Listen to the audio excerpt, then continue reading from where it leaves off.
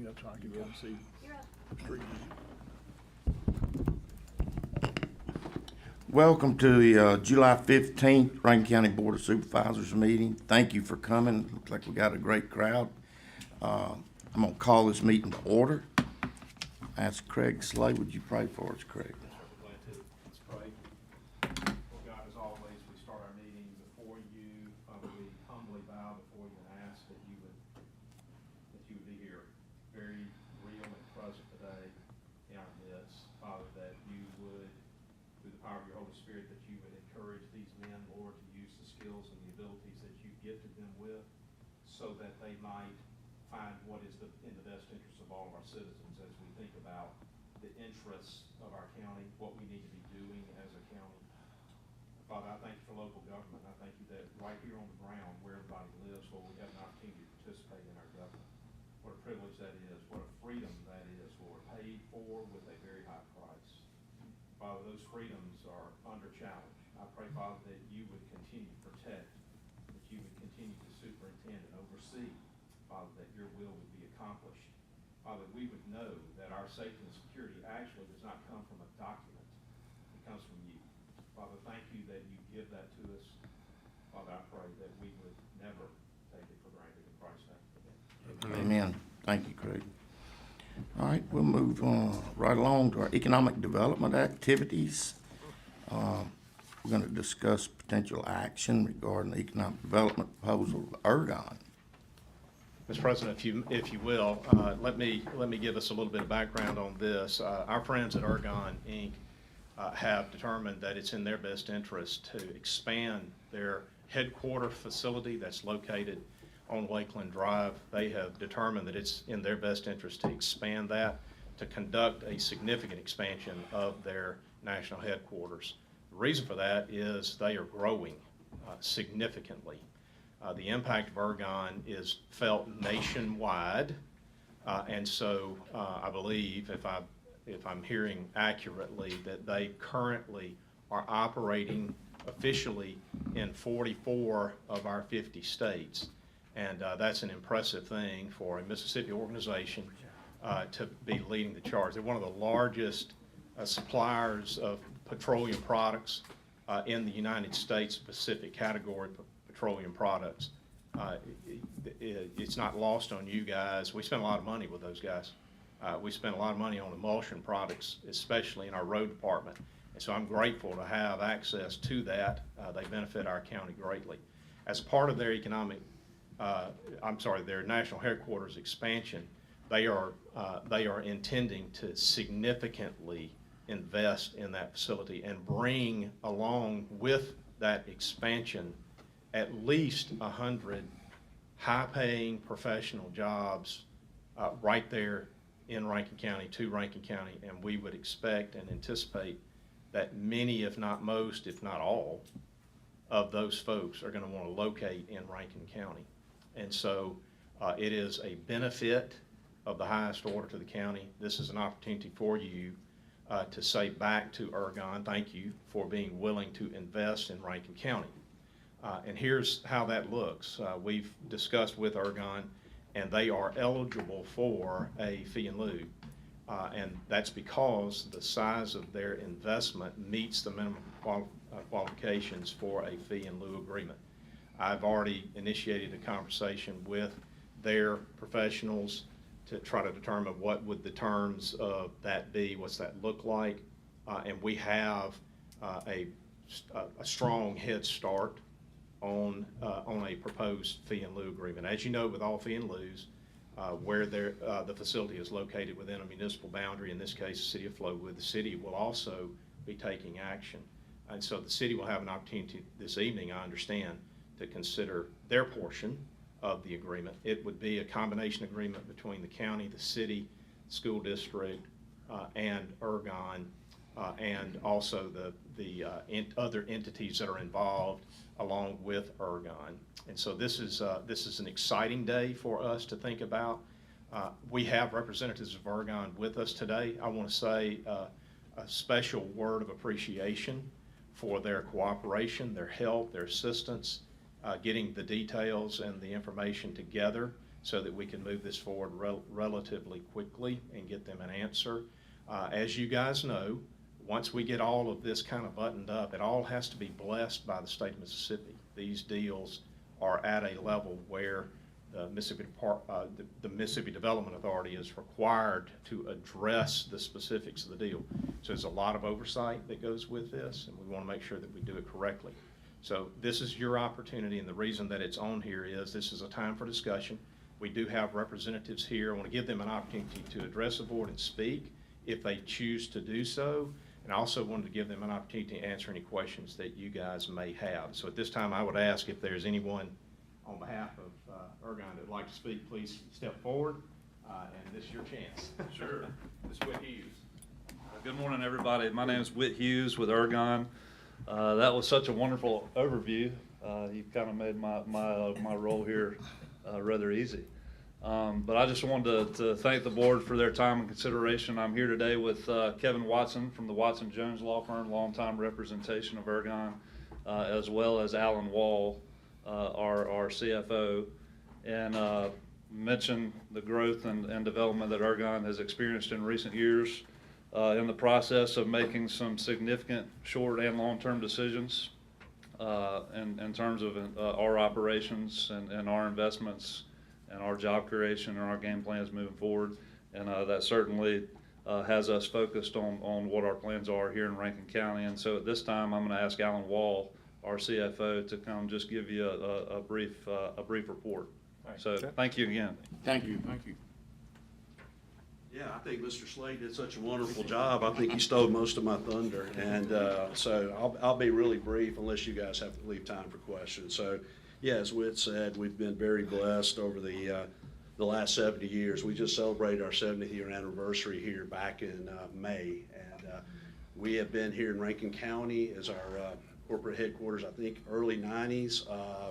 We relocated here in the Mirror Lake building. When we did, we occupied the 3-story building, and we leased space in the 6-story building, a couple floors, partial floors. Well, today, we've been, just through growth, we now have people doubled up in offices in that building.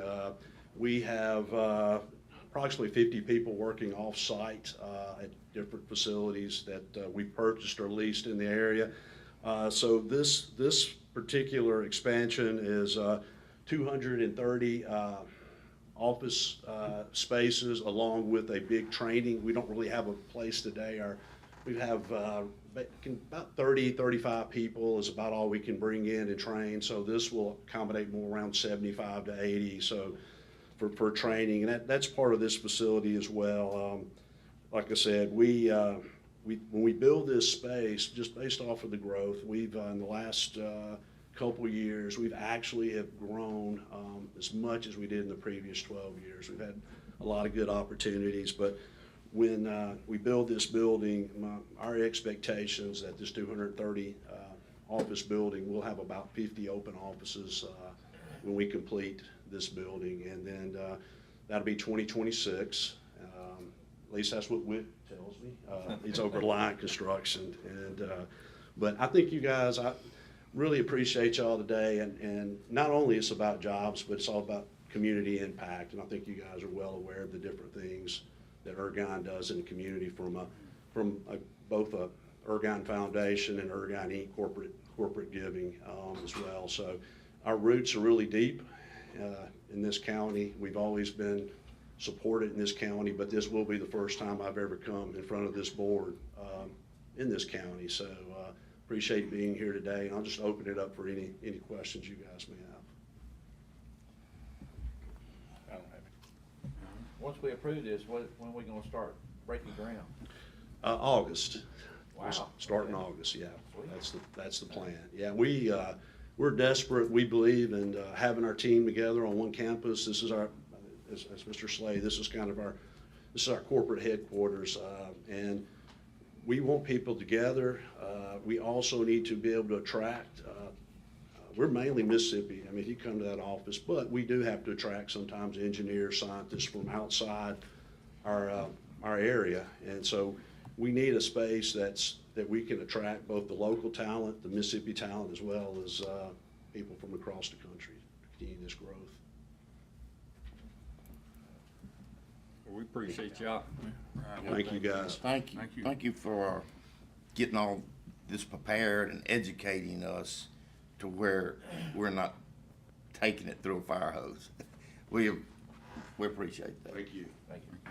So gentlemen, the structure of a fee in lieu, just to walk you guys through what that means precisely. It's the equivalent of a tax exemption. However, it is proposed as a fee in lieu of tax. That means something. It's the payment of a fee in lieu of paying ad valorem.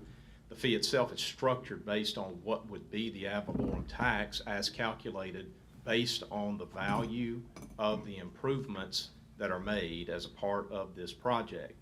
So there would be an evaluation and there would be an ad valorem tax calculated by the tax assessor. That ad valorem tax would then be converted to the appropriate fee to be paid, and that fee would be paid on the basis of that calculation for a period of 10 years. By constitutional provision, you cannot grant an exemption that goes beyond 10 years. And so that is the structure that it would be, a fee in lieu. The minimum fee is a third of what the ad valorem tax would be, and that is what is being proposed as the fee here. And so we would anticipate an agreement to be brought forward to you in final form. And so what you're being asked to do today would be to approve, subject to the agreement itself being finalized and made in satisfactory wording for this board, satisfactory to the city, satisfactory to any others who have an entitlement to share in that fee. And so, of course, it's got to be approved by and on behalf of Ergon as well, right? And so you're being asked to do that. Normally, we would request that an applicant satisfy that obligation with the city first. The city's not going to be able to take action until this evening. So this one's a little different, but these are our good friends. We know where they stay. And so I would propose that we move forward with ours today in anticipation that the city is likely to take up this matter and to approve it later this evening.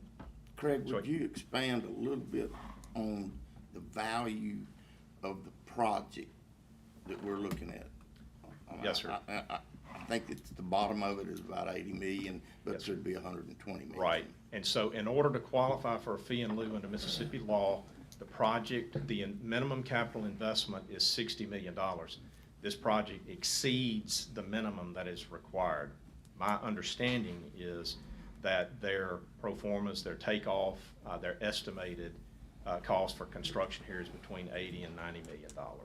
So this is a significant investment in Rankin County.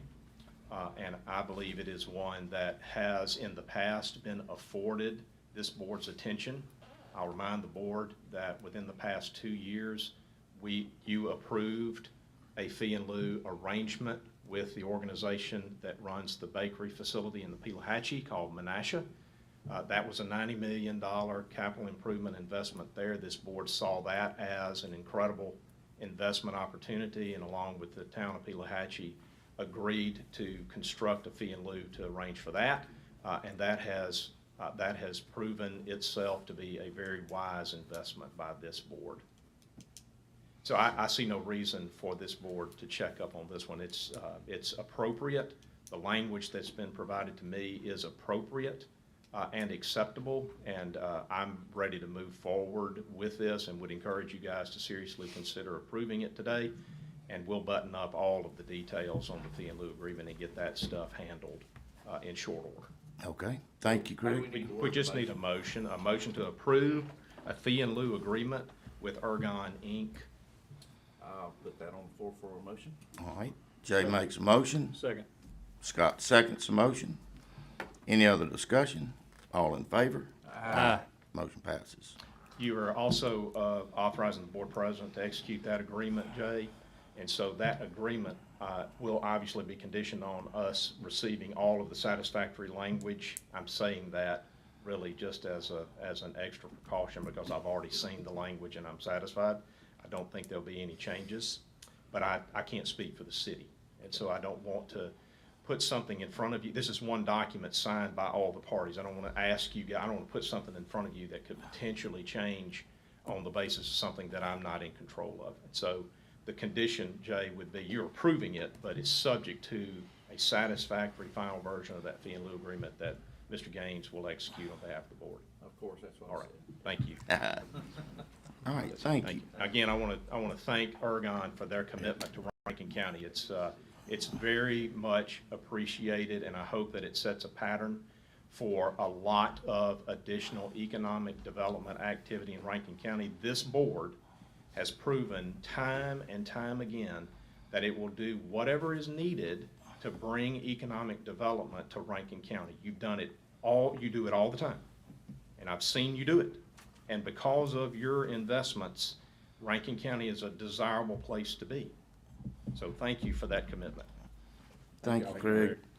Thank you, Ergon members. Whit, thank you for giving us the education you did. Mr. Watson, thank you. We look forward to tonight and the success and seeing a new building go up. It's going to be beautiful. Thank you. All right. I'll move on to our public comments and recognition. I have one signed up for public comments, Mike Wood. And this deals with Terra Road Creek. Sir, would you give your name and address? My name's Mike Wood. I live at 140 Daniel Cove. I've been there since 1978.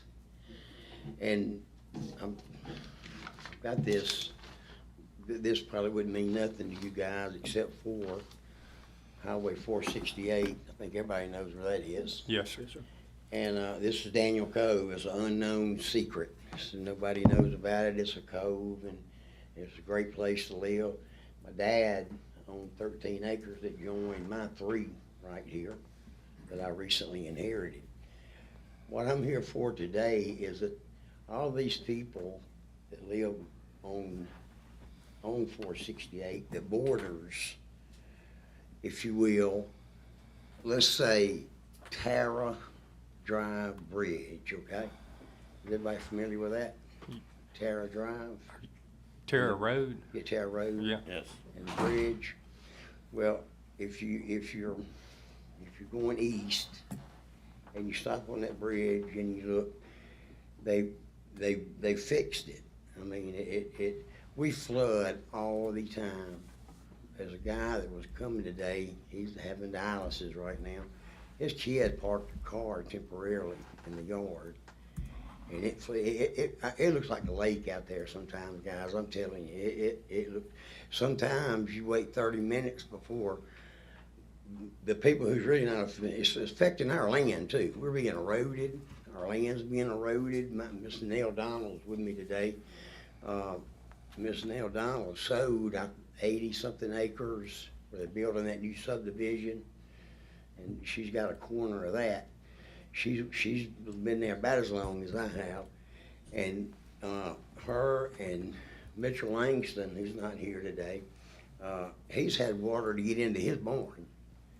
I mean, it literally come into it got so high it got into his barn. Has any of the homes on Daniel Cove had water in them? They have not, no, Okay. sir. Yeah. No, sir. But down the road, down the creek, they have destroyed, they've removed 2 houses. I don't know if you've been, can't remember what name that subject, but it's on that creek. They removed 2 houses because they did get flooded all the time. And guys, I'm gonna tell you, when we first moved out there, I was a little boy, and that creek wasn't that big. Matter of fact, my dad made a forge. Y'all may know what that is? A forge? Creek crossing. Yes, sir?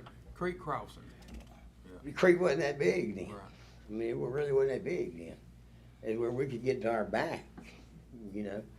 And it has, since then, I mean, it is, y'all know where the Daniel Cove Bridge is probably. Yeah. Yeah. I know the road gets underwater. But you know, I forgot who it was that that was kind of over. It was I think it was a supervisor maybe, and he lived in there. Maybe Ralph Moore. And they riffraffed it, they fixed it just beyond his property to Miss Nell Donald back here, right to her property, which joins our property. They told my dad that they were gonna go ahead and take it 25 foot beyond Daniel Cove, where the people on Daniel Cove could get in and out. When it did come a big, it's bad. It looks like a lake. Yeah, I'm familiar with what you're talking, and I mean, I've talked to our engineers, and I even reached out to the engineer for the city of Brandon, because I know a lot of the water comes from It does. the Brandon. It does, Brad. As a matter of fact, And- the worst water is 15 minutes after the storm. Yeah, and I mean, the engineer for the city of Brandon, they are looking at some hydraulic study and maybe being able to put some retention ponds in to slow the water down, so it will drain out before it would flood the road down there. But I mean, all of that's underway right now on the study side of it. And as far as the county, I mean, and Craig can allude to what the county can do and can't do. I got one of the people had a piece out of the Rankin County Press, that they had some money to fix watershed. They kind of, I felt like, applied to us, you know, because we have a problem. Yes, sir. We're losing our land. All right, Craig, give. Yeah, give- so, gentlemen, this is like a repeat for you guys, isn't it? It's just a different location, but it's the same story that we have to deal with. First, from a historical context, I think the vast majority of any of the work that's been done there has been done either through grant funds provided by NRCS, through Richland Creek Drainage District. My recollection is that the work in the past has been done, that anything that's riprap, generally speaking, that's a giveaway that it's probably an NRCS deal. Where it's outside the road right of way, right? And that's, I think, virtually everything that we're talking about right here is beyond the scope of any public road right of way, okay? So that's your triggering mechanism. You know, I hope I've trained you guys well enough to know if it's in the road right of way, it's generally speaking something we need to handle and deal with, we being the county.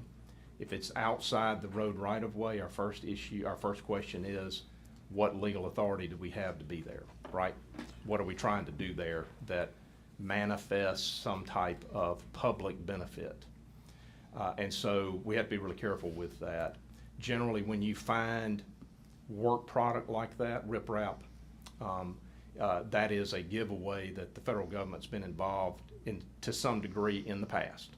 And so we see that pretty much all over the county, where we've had opportunities to work alongside the federal government on a project like that. We'll take advantage of that opportunity. Mill Creek, we spent a significant amount of time, effort, energy, and funds, most of it federal funds, in Mill Creek to do bank stabilization, erosion control.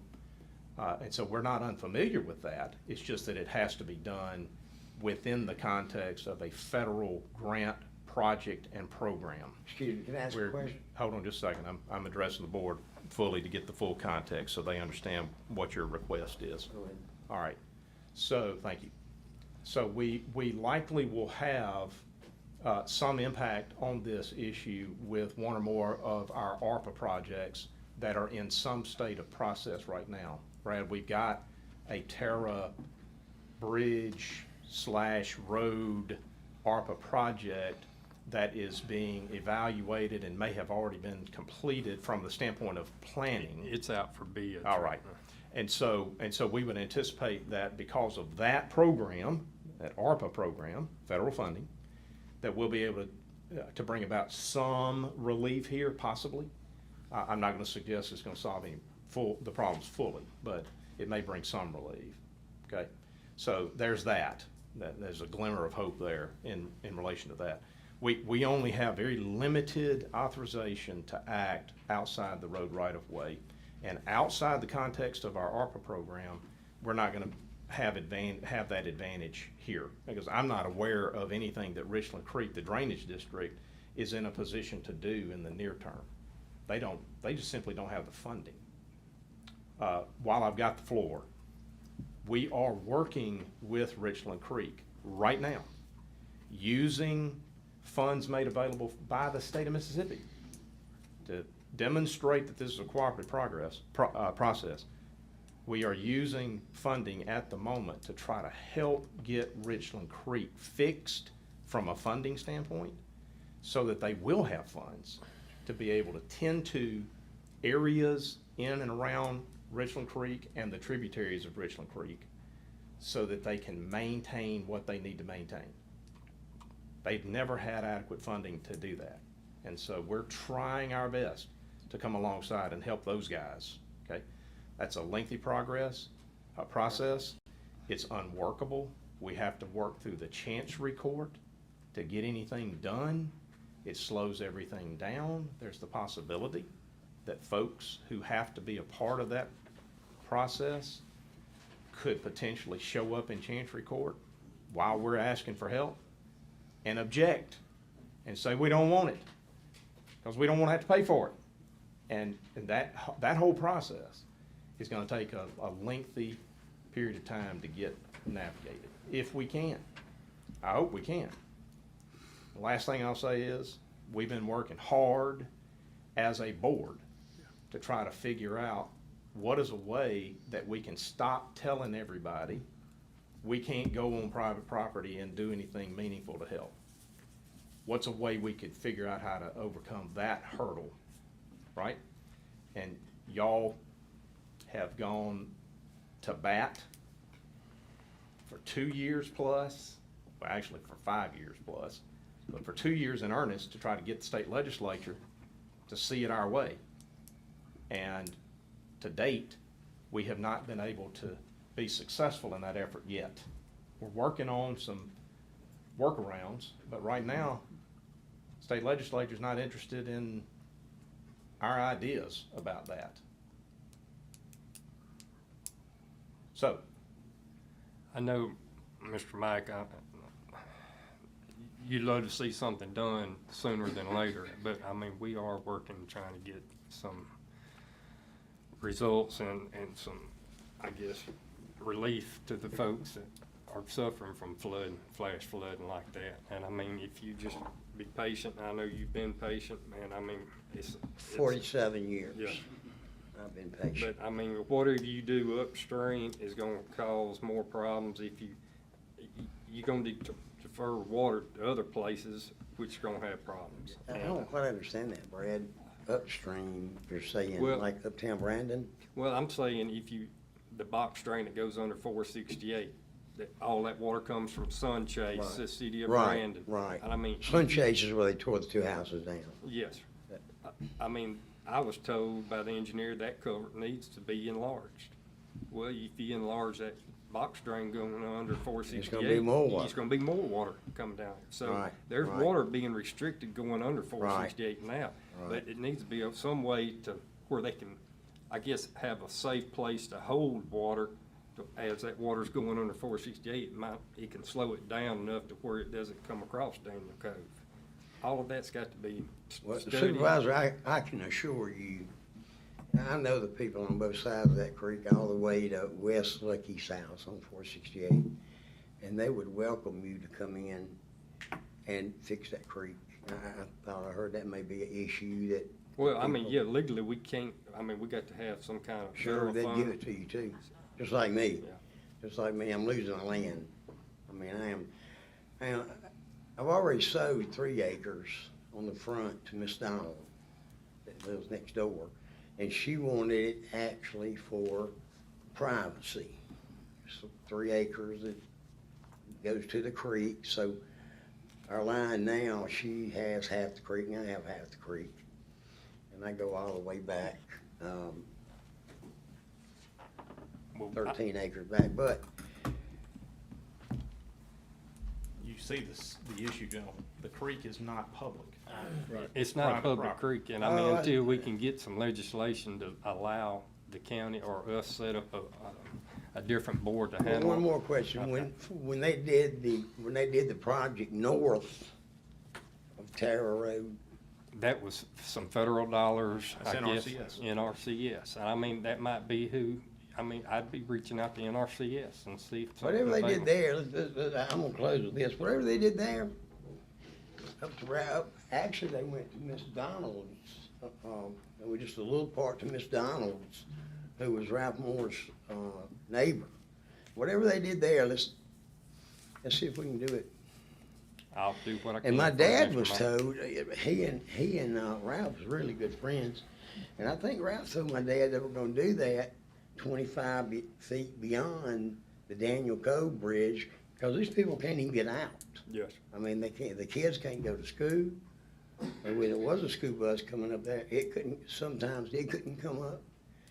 And, Well, if we raised that road up on Daniel Cove to make it to where it wouldn't flood, then you're gonna be impacting people from Daniel Cove on back up toward the, right, I'm not I mean- suggesting raise the road. yeah. I'm I mean, suggesting it's opening the got to be creek. contained, and I mean, we are No, working I'm on. not suggesting raising the road at all. All right. Abort that. I promise you, we are looking into it and working on it. Okay, Thank you. thank you. Thank you, sir. Thank you. All right, we'll move on to, old business. Do I have a motion to approve minutes of July 1st? Jay makes a motion. Second. Brad seconds that motion. Any other discussion? All in favor? Aye. Motion passes. All right. Hopefully everyone here has had a chance to look over the consent agenda. Do I have a motion to approve the consent agenda? Make a motion. Sid makes a motion. Do I have a second? Second. Scott makes a second. Any other discussion? All in favor? Aye. Motion passes. Ms. Gilbert, She's not here. she's in a conference this week. That's right. Does somebody want to take on, she's got one item. I'll take that one item, sir. Thank you, Keith Hicks. For the tax collector, it's authority to publish notice twice of the Rankin County 2023 tax sale to be held on August 26th of this year, and publish separate notification for online auction format. All right, have a motion to approve. I'll make a motion to approve. All right, Brad makes a motion to approve. Second. Sid seconds that motion. Any other discussion? All in favor? Aye. Motion passes. And I'll also take the tax assessor's portion if you're All right. okay with that. Item A is petitions to adjust the 2023 homestead exemption supplemental roll. Have a Motion approved. Brad makes a motion to approve. Second. Scott seconds that motion. Any other discussion? All in favor? Aye. Motion passes. Item B is petitions for change of assessment on the 2023 real property assessments. Do I have a motion? Or- Jay makes a motion. Second. Brad seconds a motion.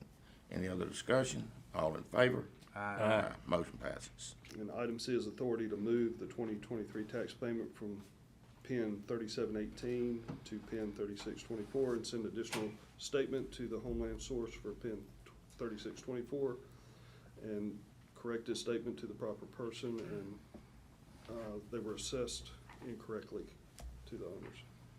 All right. Motion. Scott makes a motion to approve. Second. Brad seconds that motion. Any other discussion? All in favor? Aye. Motion passes. All right. Mr. Parker, you're next.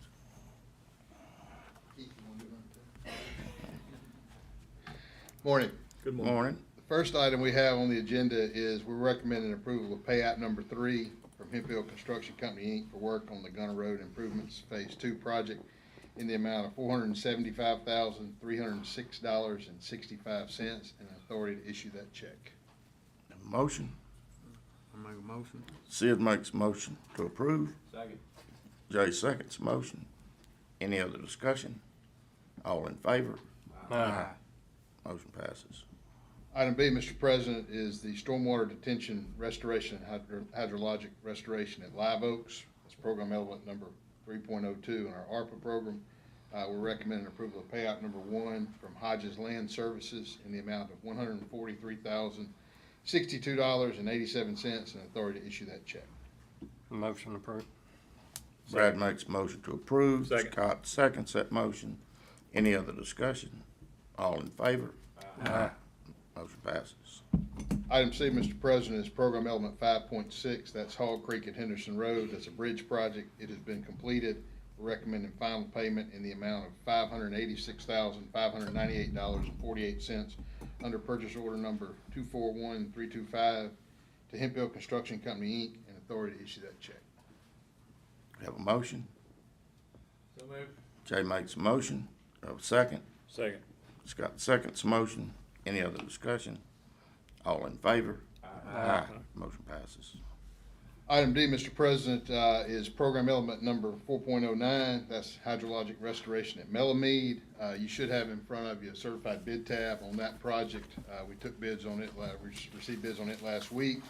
2B Dirt and Contracting LLC out of Kilmichael, Mississippi was the low bidder in the amount of $461,945. We have checked their certificate of responsibility, and our opinion is for the work on the project, so we would recommend approval of that. That is in my district, and I was here for the bid opening. I make a motion to approve. I second. Sid seconds that motion. Any other discussion? Hey, was that kind of in line with what y'all were anticipating? Yeah, absolutely, yeah, and in the second low, I mean, our estimate obviously is an engineering estimate, but the second low contractor was 474, so, It was- and we had it right at $500,000, so it's a little bit below the estimate. All right, all in favor? Aye. Motion passes. Thank you.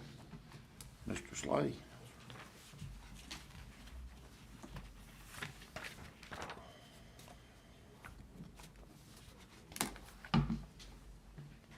Gentlemen, we're gonna set some public hearings. Give me a second. Looks like we're gonna set them all for August the 1st at 9 a.m. If y'all are okay, A, B, C, and D, under my section, we could do one motion, if I could get that. I'll make a motion to set A, B, C, and D for August 1st. All right, Brad Second. makes a motion. Second. Scott seconds the motion. Any other discussion? All in favor? Aye. Motion passes. Mr. President, did you want to review any of these? Brian, do you have pictures on D? Yes, we do. Can we throw that up? Yes, sir.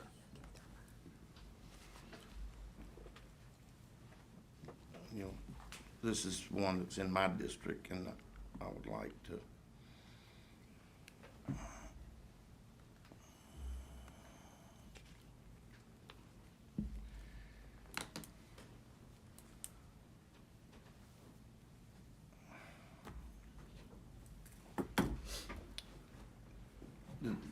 The meter has been pulled too. Yes, sir. There was no meter on the house. Were they, are there any power? I mean, are they getting They power? were running extension cords, you can see through the windows. There's a camper just to the right of the mobile home, and there's a generator out there that they were hooking to. Just to the right over here, I don't know if there was a picture on there or not. Yeah, there's the camper, and you can see the extension cord running, and the generator's just to the right of that camper. Okay. All right, That's how they were getting power. we'll address it, August 1st. August the 1st. Thank you. All right, Mr. President, are we ready to move on to item E under my yes, sir. section? We're through with that. All right, this will be a public hearing. This is a public hearing on the Anna Bethany and Avery Almond conditional use permit, Highway 49. This is a District 3 parcel. I'll open that public hearing. I'll ask Ms. Bethany or Mr. Almond, either one, to be prepared to step forward at the appropriate time. Ms. Bethany, Mr. Almond are seeking a conditional use permit to construct a 3,500 square foot residence with a metal exterior on Highway 49. It's a 7-acre parcel. It's zoned RE1. RE1 does not allow for a metal exterior outright, and so the home exterior would be metal, and so that's going to require conditional use. Home exterior color options they are proposing are going to be either black or sage green or gray. They're seeking a conditional use permit approval before they actually purchase the property. There have been no calls in opposition received by the Office of Community Development. That public hearing is open. Let me ask if there is anyone here to speak in opposition to the Anna Bethany and Avery Almonds conditional use permit request. Is there anyone here to speak in opposition on that matter? Yeah, anyone here to speak in opposition on that matter? Okay. Mr. President, I don't see anyone here to speak in opposition on that matter. Let's see here. Looks like a condition that has been discussed, Mr. President, is the addition of some sort of brick. Something to break up the metal. To break up the metal, that On the some front. sort of brick or stone facing up to a certain height, maybe 3 feet or so, from the finished floor elevation up to a point to kind of break up the metal. That was one condition that had been discussed. The board may want to consider that. And I think that the applicant may have already indicated some willingness to do that regardless. And so, Mr. Almond, is that something that y'all are planning to do, some sort of? We were looking into the stone. Okay. All right. Mr. President, it sounds like we may have a meeting of minds on that one condition. I don't know that there are any other conditions that have been proposed here. So unless the board has additional questions for the applicant, there's no opposition here, I would suggest it's appropriate to take action. All right, we have a motion. I'll make, Brad makes a motion, Jay seconds motion. Any other discussion? I will say, we saw some rendering and the square footage, and it was really a beautiful house, and it exceeded, off the road, you can't see it from the road, that's right. Would you like to see that? Yeah, Throw it show us up one there. more time. I don't remember the square footage, but it was It's 20 3,500. 3,500 square foot. And I believe it was hid off the road. Yeah, there's a good bit of distance It's from. 200 feet from the Yeah. 49. I think, all right, So what we would do is just ask the applicant to work with Community Development Office and just make sure that the actual finished elevation, the proposed facing, that we get a good look at that. And Steve, we can share that information Yeah. directly with either you or Brad, whomever feels most strongly about it. Brad, it's your district? yes. Yeah, so I would think sharing it with Brad, just make sure Brad's good with it, that'd be all that would be required. Nothing needs to come back before this board. Okay. All right, so it'd just be a motion approved. All right, have a motion? We already did that. Oh, we already motioned and voted. All right, we're past that. I know we had I made a motion, you said. All right. All in favor? All in favor? We were under other discussion. All in favor? Aye. Motion passes.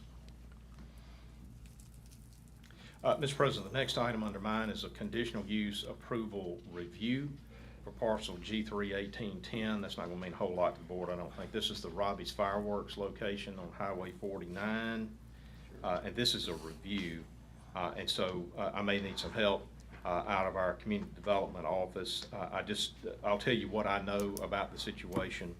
We approved by way of conditional use this location for a fireworks stand. It went through the process of being evaluated for fireworks compliance. We evaluated it through the fireworks ordinance. There was the appropriate safety checks and other things that were done.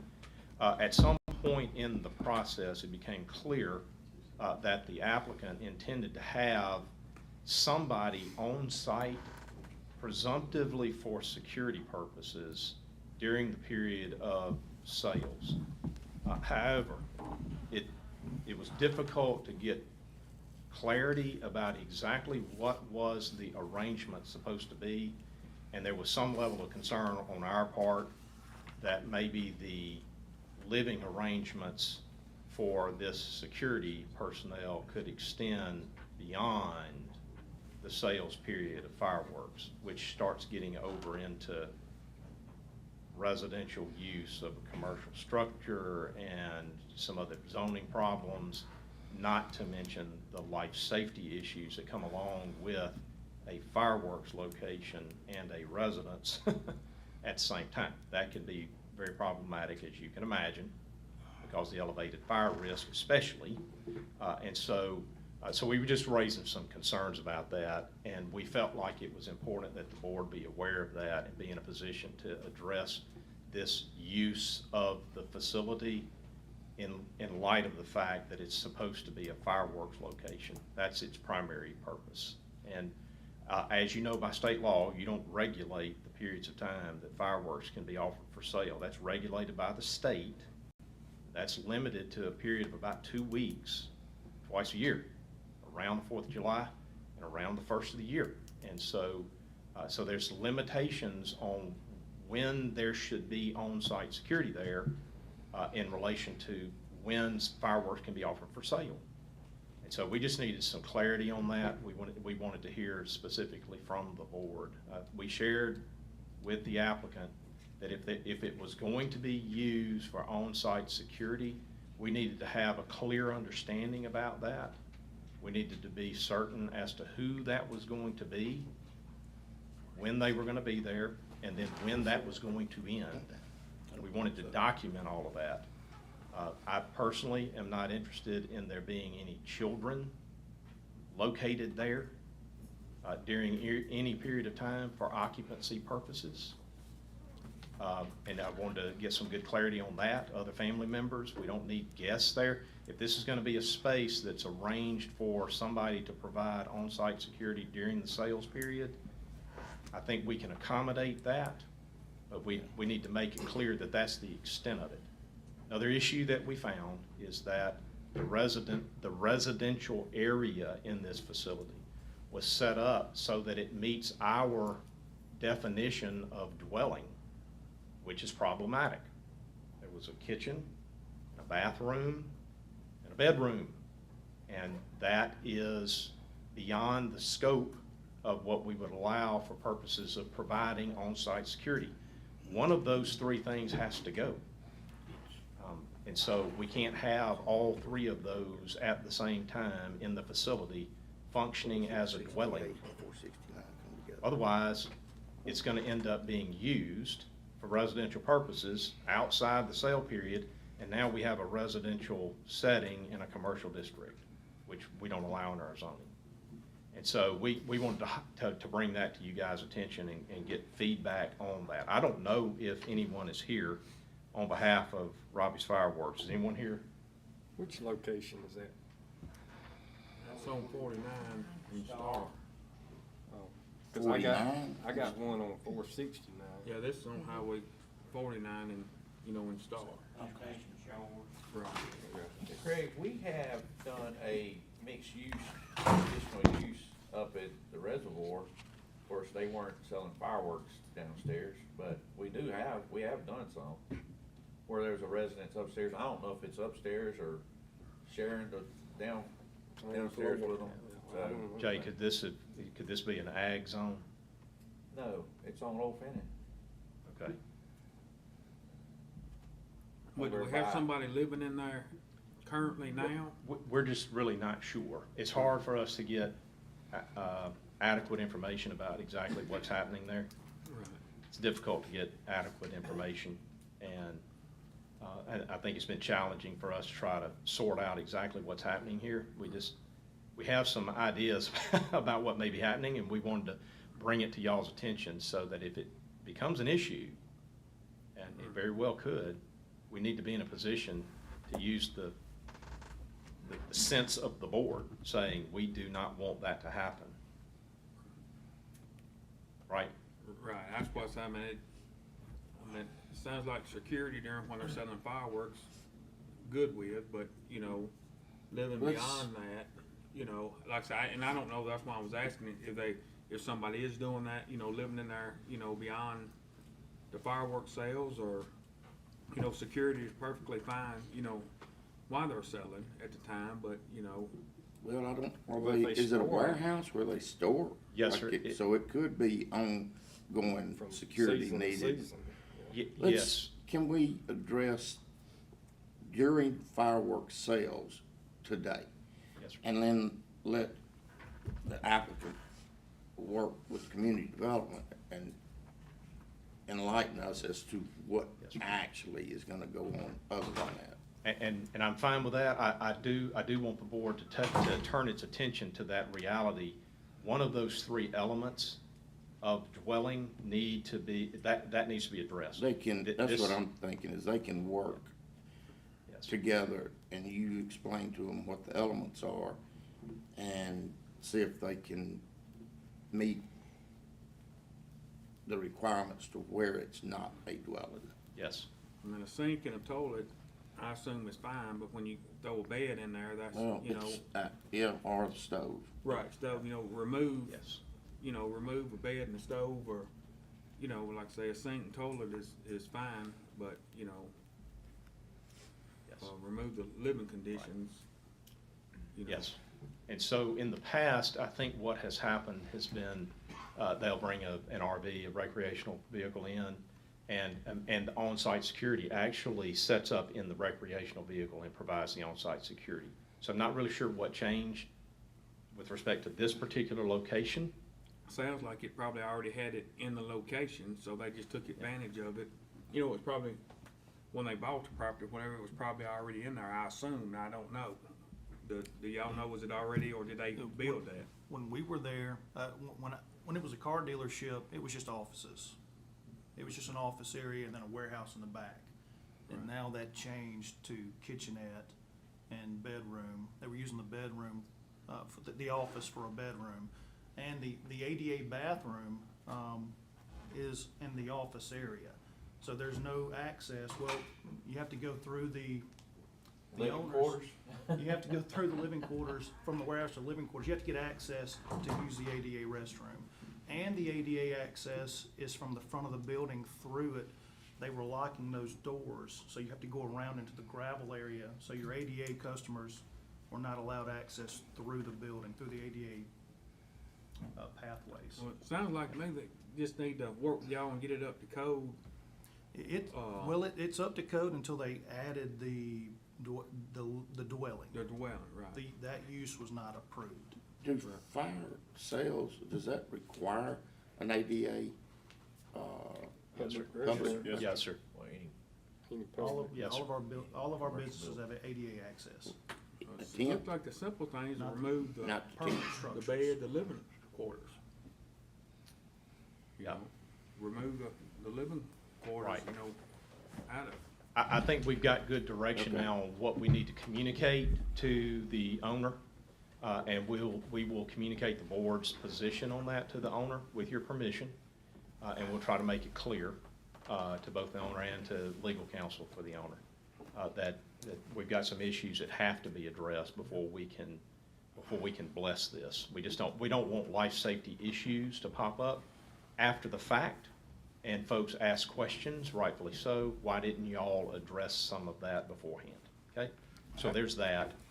Last thing I'll ask for the board to help us with on this one is that this is a C3 zoned area where this fireworks location is. It's C3, it's highway commercial.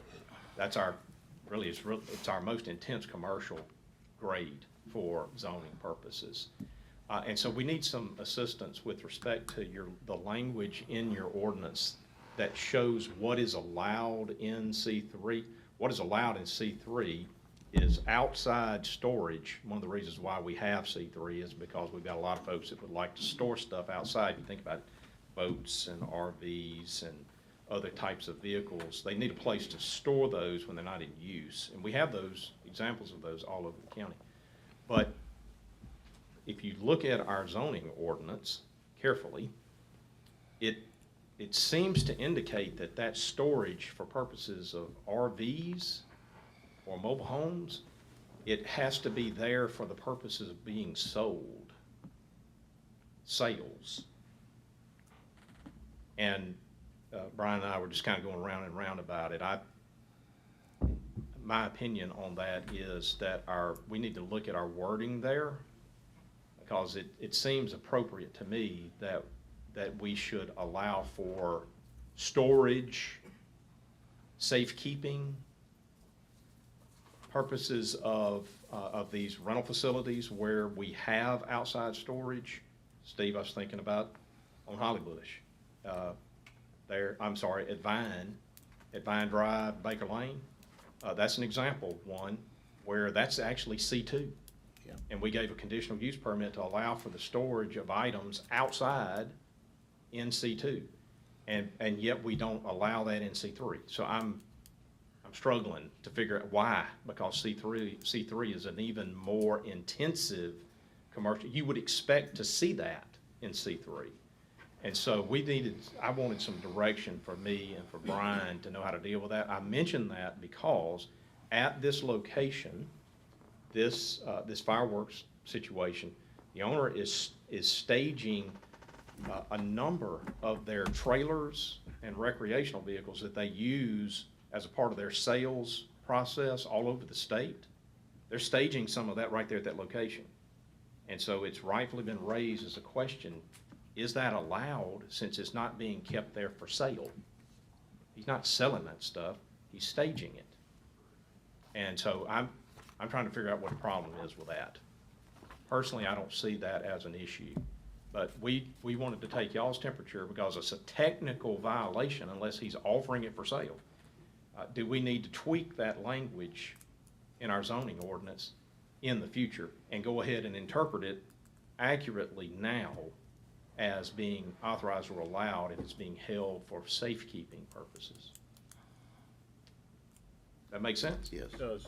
Anybody have a problem with I don't. that? I don't. Okay. All right, well, that's how we're gonna evaluate it then, if it's C3. That's what we're gonna evaluate, outside storage, and we'll be much more flexible on why it's being stored outside, as opposed to just being offered for sale. It can be offered for safekeeping purposes, okay? So that's how we're gonna do that. I'll move on to the next item under the agenda. Next item is a pretty exciting deal. This is acknowledgement of receipt of our proof of publication of our notice that's required under 19.5.157 to establish the Langford Fire Protection District. We are acknowledging on the record today that we have received no petition as described in 19.5.157 that would be objecting to the creation of the Langford Fire Protection District. It was a petition that had to be filed with this board. No such petition has been filed with this board. And so I'm asking you, in light of all of that we publish notice, that no petition has been received, that you declare the establishment of the Langford Fire Protection District pursuant to your resolution that you adopted June 17, 2024, and authorizing the county administrator to make all notifications that are necessary and to do all things necessary to effect the establishment of the Langford Fire Protection District. I need a motion to that effect. So moved. All right. Scott makes a motion. I'll second the motion. Any other discussion? All in favor? Aye. Motion passes. Mr. President, this would be an add item with your authority and permission from me. We have received a letter request from Langford Fire Protection District. Shane, you got your letter? You got your letter? Let me have that. Thank you, sir. The fire chief has brought us a letter, and it is a letter that is requesting the appointment of the initial members of the Board of Commissioners for the newly formed Langford Fire Protection District. I'll call those gentlemen's names out for you. Johnny Stringer. This is accurate, isn't it? Okay. Johnny Stringer, Jody Holyfield, David Frederick, Kyle Upchurch, and Robert Sequel. Billy Bob. Those five gentlemen have been pre-qualified. I threatened Shane that if he brought forward anybody that was not a qualified elector, registered to vote, that I would string him up. And he committed to me that he would not do that. And so he vetted all of these guys. They're all registered to vote, and they're all willing to serve and ready to serve in that capacity, and I'm grateful for that. What I would like to add is a motion to appoint these five gentlemen as the initial Board of Commissioners for Langford Fire Protection District. All right. Do I have a motion? Before I make my motion, Mr. Slade, do we need to appoint that on a staggering, The statute itself, Scott, it doesn't? establishes the stagger, and it'll be up to the commissioners to determine who is in each stagger slot and report that back to us. Some may want to serve a full 4, some may be happy just to serve 1. I don't want to commit them, not knowing what they would prefer themselves. So my proposal would be, let's allow the chief to work with those guys and figure out what the stagger is, and we'll report that back. That makes sense, chief? That's my motion. All right, I motion to add this to the agenda Yes, sir. first. All right, you make that motion. I do. I second the motion. All in favor? Aye. All right, it's added to the agenda. Now do I have a motion to approve? I'll make a motion to approve. Brad makes a motion to Second. approve. Scott seconds that motion. Any other discussion? All in favor? Aye. Motion passes. Gentlemen, I know that we'll have at least 1 or 2 matters in executive session.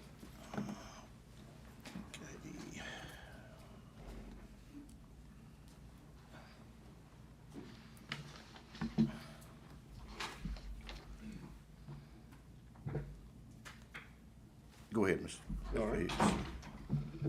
Item A is approval of pay app number 1 from Southeastern Pipeline and Environmental Services. This is on our Oak Grove Ditch Stabilization Project, which is an ARPA project. It's in the amount of $949,148.06, and authority to issue that check. Have a motion. Jay makes a motion. Second. Scott seconds that motion. Any other discussion? All in favor? Aye. Motion passes. Item B is also an approval of a pay app, and this is pay app number 1 from Hope Enterprises, and this is on our Hog Creek Bank Stabilization near Amanda Drive. Motion approved. Jay makes a motion to approve. Second. Scott seconds that motion. Any other discussion? Like they All all in favor? did- Yeah. Yeah, we could have just done all these together. Yeah. Then item C is our Reservoir East. No, that'd be me. This is a ARPA project, program element 4.07, and this is discussion.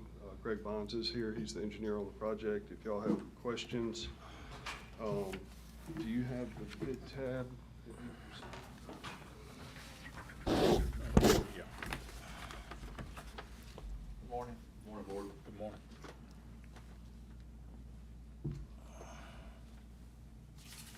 Y'all should have a recommendation letter and a certified bid tab in y'all's packets, I believe, for this project.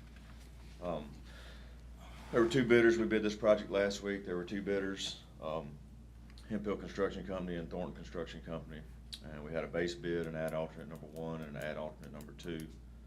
Thornton Construction Company was the low bidder with the base bid plus those 2 ad alternates. So we recommend to award the contract to Thornton Construction Company. All right, I make a motion to go to low bidder, Jay makes a motion. I guess for add alternate 1 and 2 included. Okay. Jay makes a motion. You're welcome, Keith. I'll second that motion.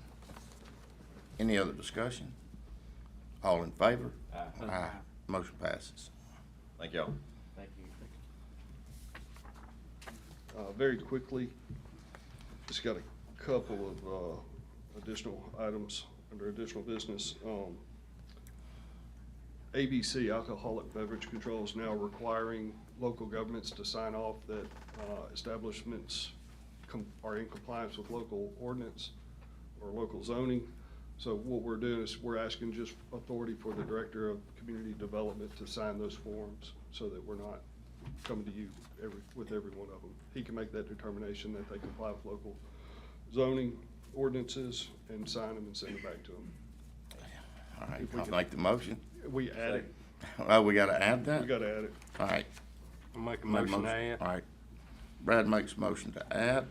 Second. Scott seconds. Any other discussion? All in favor? Aye. All right, it's added. Now, a motion to approve. You have a motion? I'll make a motion to approve. Second. Brad makes a motion. Scott seconds a motion. Any other discussion? Yeah, I got a question. So, Brian, are you gonna start hanging out at night, make sure they shut down at the right time? If you tell me to. I don't know if we get overtime, I'm just but curious how dedicated you're gonna be to this, you know, so. as much as I need to. All right. All right, all in favor? Aye. Motion passes. And one other item I have is, we just received notification of a deadline looming on a grant application, and it comes before our next board meeting, so we're asking for authority for the Sheriff's Department to apply for a Department of Justice grant for body-worn cameras. It's about a $245,000 grant. It is a 50-50 match, but it's one of the few opportunities we have to. Do we need to add that also? Yes, sir. Yeah. All right, make a motion to add this item. Second. All right, Jay makes a motion to add, Scott seconds that motion. Any other discussion? All in favor? Aye. All right, it's added. Now, Motion to approve. Jay makes a motion to approve. Second. Scott seconds that motion. Any other discussion? All in favor? Aye. Passes. And I think Mr. Slay alluded. D.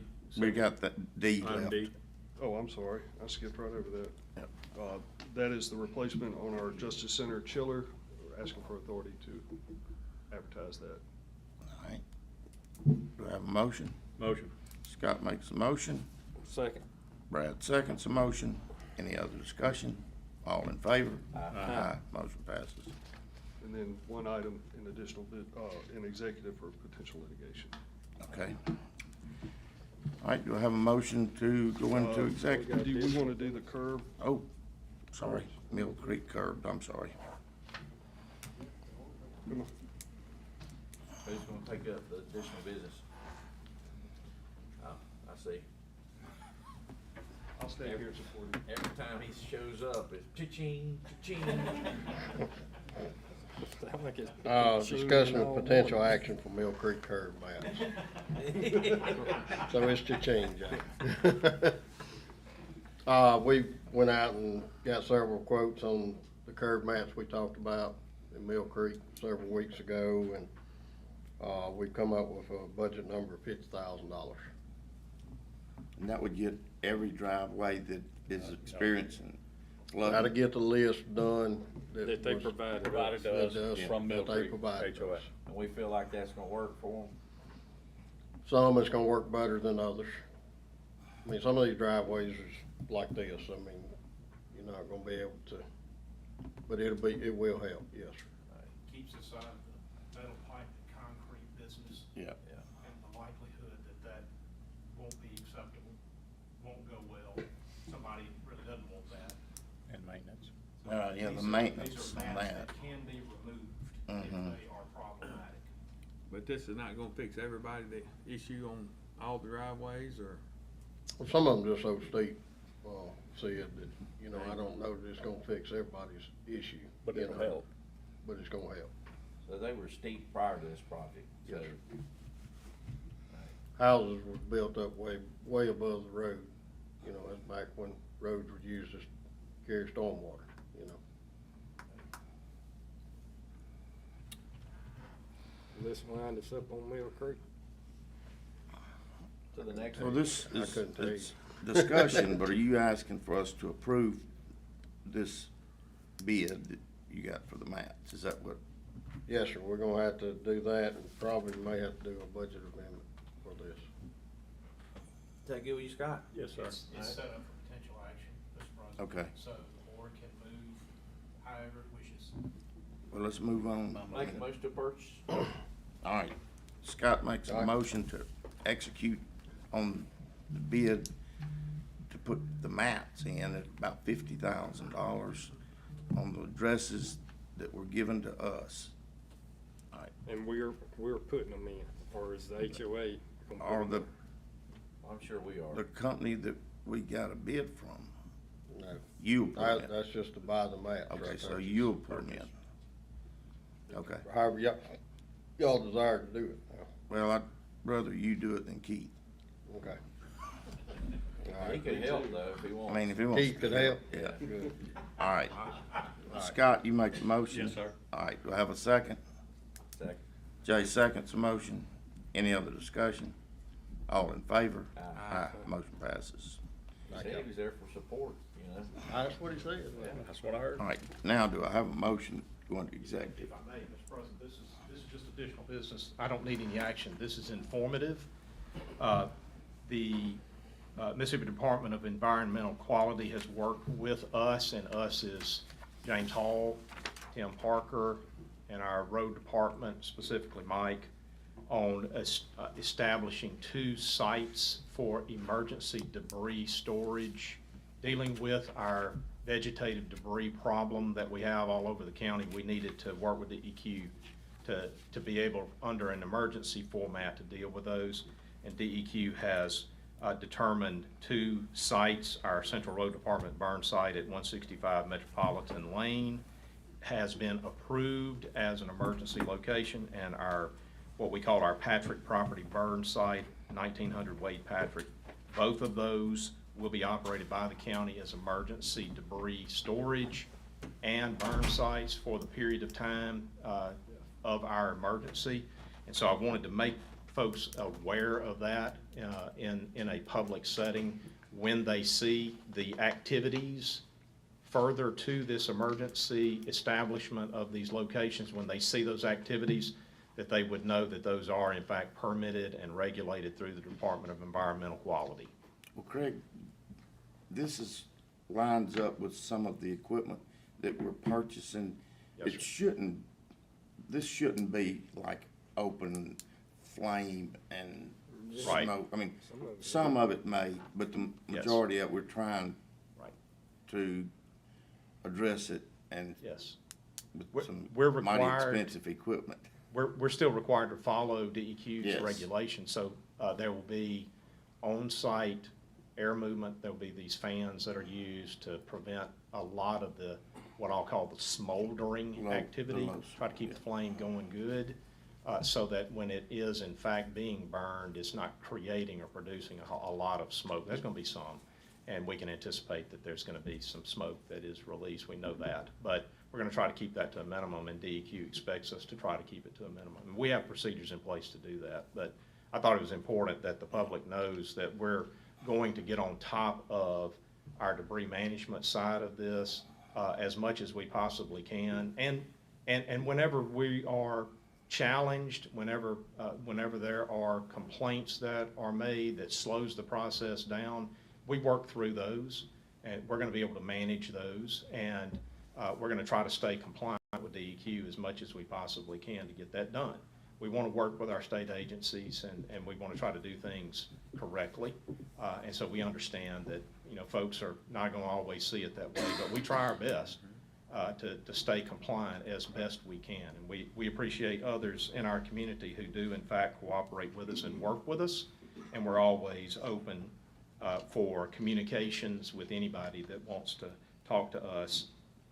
Before they feel the need to go and talk to folks at the state agencies, they can come talk to us about what we're doing and what the expectation is, all that kind of good stuff. We're open for those conversations whenever they are ready to have those conversations. But I did want to make it clear that those 2 sites have been approved by DEQ and permitted by DEQ, and so we're going to move forward with that activity and try to get on top of this. One other thing. Today, and I'm mentioning this because it slipped my mind to tell you guys this last week. Today at 3 o'clock here in the boardroom, we will have a mandatory pre-proposal meeting with any of the individual companies that are interested in submitting a proposal on our standby contract for emergency debris disposal and removal. Y'all remember we put an RFP out for bid. That mandatory pre-proposal meeting is where they can ask questions about the package itself. And you guys may be interested, and so I just wanted to make you aware that we'll do that at 3 o'clock right here in the boardroom. Thank you. All right. Any other additional business? All right, we need to move on. Do I have a motion to go into executive session for potential litigation? Is that it? All right, do I have a motion? I'll make a motion. Brad makes a motion, I second. Any other discussion? All in favor of going into executive for litigation? All in favor? Aye. Motion passes. Now, but that was the motion for the need. Now, the motion to actually be in. I'll make a executive motion to go in executive for session. litigation. All right, Brad makes a motion, I second it. All in favor? Motion passes. Executive.